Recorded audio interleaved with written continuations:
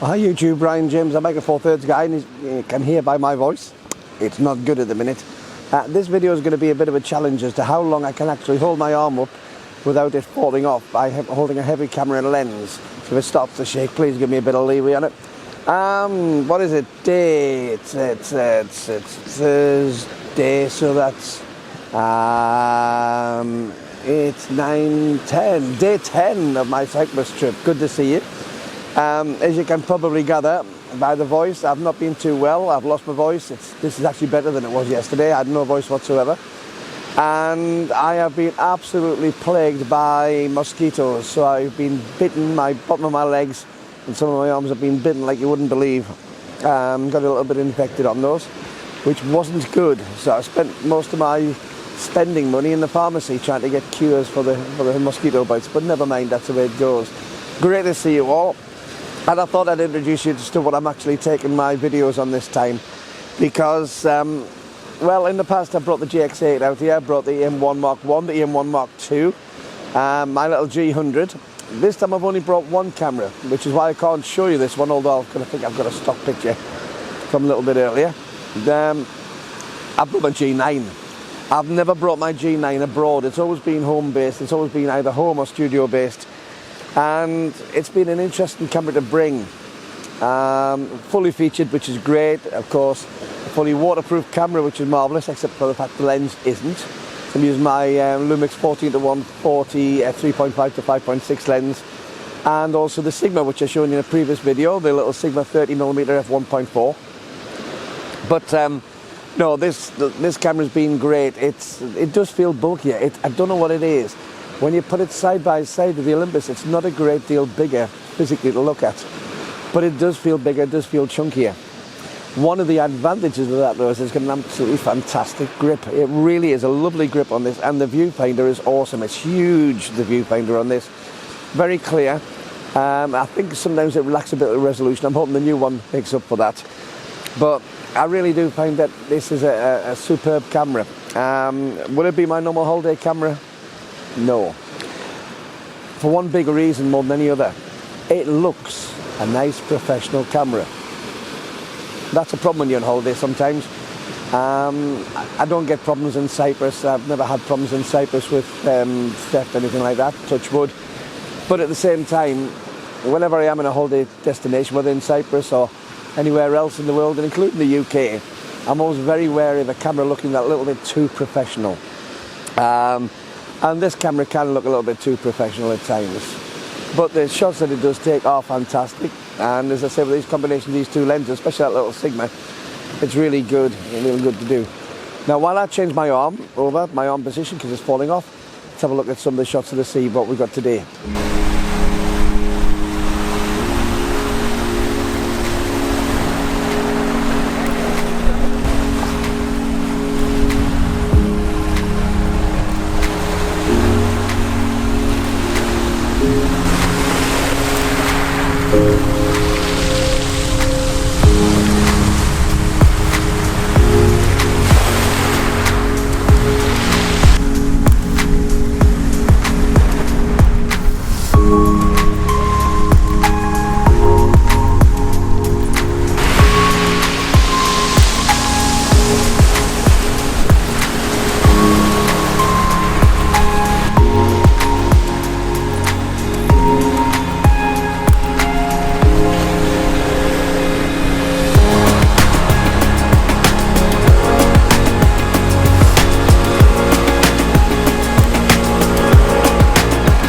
I'm sitting on the seat, my bum's rather wet because it's been raining here in Cyprus, and it's actually been quite a pleasant change. It's quite cloudy today, as you'll have seen on those shots. The Mediterranean is a little bit choppy out there, and there's water on the ground and things, but it's nice and pleasant. Still 23 degrees in December. Can't get my head around that, you know. For somebody in the northern hemisphere, up at sort of, what are we up at? Sort of 53 degrees north, I think we are.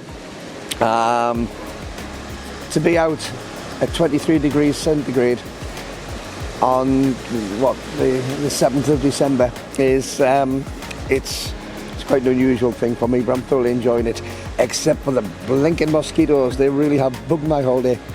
I did go to Iron Appa. I didn't get the chance to take any photos at all. I was in absolute agony driving across there because of the bites on my feet.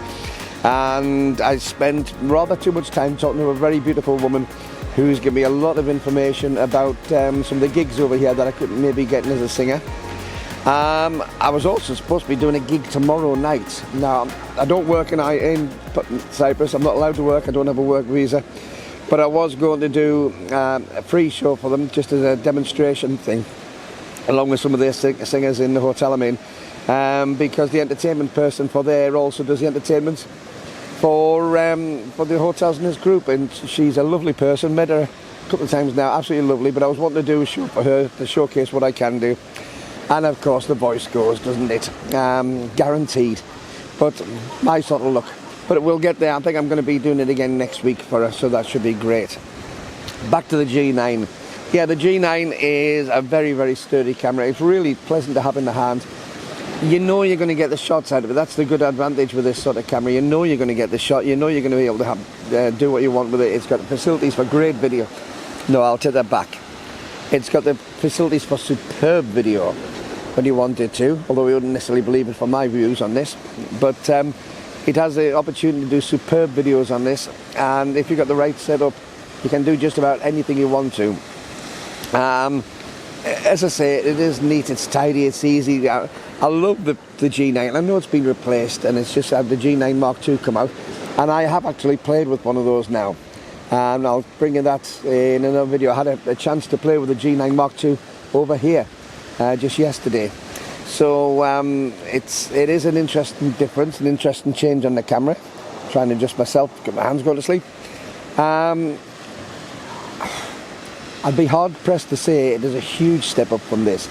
Yeah, you've got a bigger pixel count on your sensor. Yeah, you've got PDAF. You got PDAF, you know, on Olympus cameras already. So, although there's a big shout about that, I've seen it already in Olympus cameras. So, I think it's going to be a really good camera. It has some things I like on it, some things I don't. I love the shape of it. I think it's a nicer shape than this, to tell you the truth. It's new. But I don't believe the grip is quite as nice in the hands. I think the grip is a little bit less pleasant, but still very, very good grip, but a little bit less pleasant than G9. Maybe because I'm used to this G9, it just fits so well. So as I say, I've been somewhat ill, haven't had a chance to do any of the photography I wanted to, haven't had a chance to go out. As I say, apart from seeing this camera yesterday, I didn't even go out of my room for the last couple of days, and I'm playing catch up, so I'm really sorry not to be bringing you some of the videos that I would have liked to have brought you. You wouldn't have liked hearing too much of this voice anyway. But yeah, I'll give you a proper recount on I'll give you a proper sort of rundown of what I think of the G9 when I get back. Because I've done videos on the G9 before, so it's just what it's like in the field here, in the hand when you're using it. Cameras are strange things, I find. Cameras can be wonderful if you stand in a shop using it. It can be wonderful if you've got it in your hand for 30 seconds using it. But when you're taking the camera out and you're walking around the place and you're doing some work with it, you're actually trying to get some output from it, which is what you need. It's the extra little bits which you don't think of at the time, which are important. And the G9, again, because I've had it for a few years, I've got used to how it works, I've got used to how it feels. I know where the controls are, I know where the switches are, I know approximately what it can do. I still don't know what everything it can do. You know, I keep on getting asked questions on this channel, and thank you for the questions. If you do have any questions, please leave them below in the comments. I'd love to see your comments and see what you think. But I have been asked all sorts of questions about the G9 in the past, and a lot of which I've never used. I'm a very simplistic photographer. I know that the cameras have all sorts on, and people think, well, you've got a YouTube channel, you do photography, you must know everything about them. I'm honoured that you think that way. I really am honoured that you think that way. Very, very humbled. However, I'm never claimed to be an expert, and I'm not an expert. I do my research, and I do go and find out if I can. So if you do have a question and I can't answer it, I do try and find it for you. I never make promises though. But for the simplistic stuff that I do, the G9 is more than I'll ever need. And I think it's amazing that what we can get out of this. So I think it's a great camera. It's there, and the price of this and the second-hand market is just, it's ridiculously low now that the G9 Mark II's come out. These really are a great buy. And if you can see a new one at a really good price on the shelf, snap it up. It is not an old camera. Because of the fact that it's been superseded doesn't mean to say that it's defunct.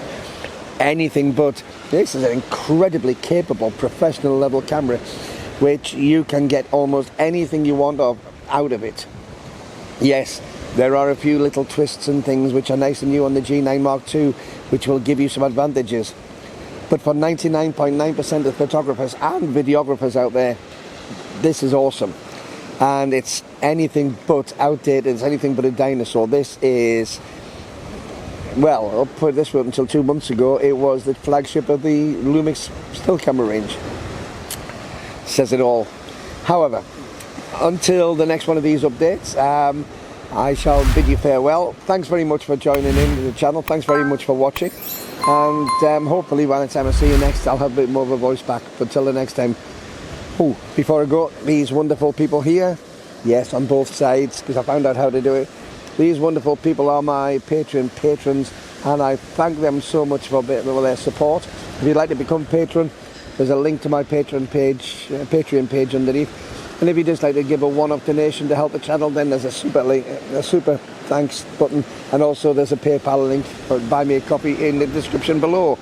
But till the next time, this is Brian James, a Micro Four Thirds guy, croaking himself away and I'm going to go for a cup of coffee. I can't help it, I need a cup of coffee for this. I'll see you soon. Bye-bye.